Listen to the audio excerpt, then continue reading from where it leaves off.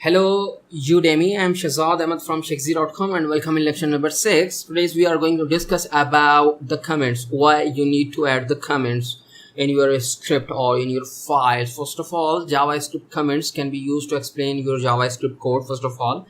And the second, you can also make it more readable. For suppose if you have a complex logic, you can also use or you can define your logics by adding the comment. I'm saying this is why I'm using this. I'm saying this is because it's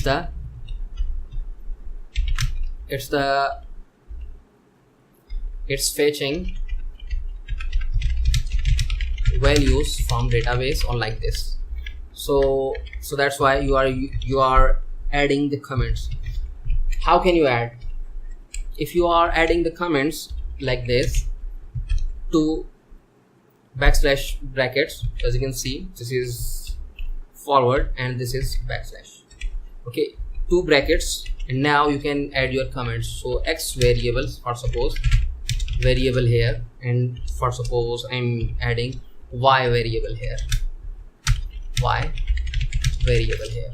Okay, go to your file, refresh the page, so it's working fine. So in this way you can add the comment. If you are hiding your code, so you can also use the comment like this. Go to your page, refresh the page. So now as you can see, you are now currently hiding your code, or you are preventing, or you have prevent your code for the execution. Okay, so now this is the single line comment. You can also use the multiple line comments. For suppose, how can you use them?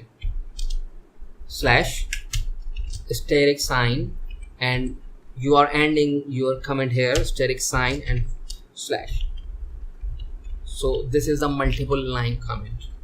Okay, go to your page, refresh the page, right click, inspect elements. So as you can see, it's not working. This is the multiple line comment. So in this way you can add comment to your file. Okay, for suppose if you have your script here and your code here, console.log JavaScript code here, you can also use, for suppose if you have a multiple line comment, just add the multiple line comment. Or if you are using PHP store, select your lines, now press your Alt and press your slash button. So this is the single line comment. And if you are adding multiple line, Control Shift, add the backslash button. So as you can see, it's now using the multiple line comment. Okay,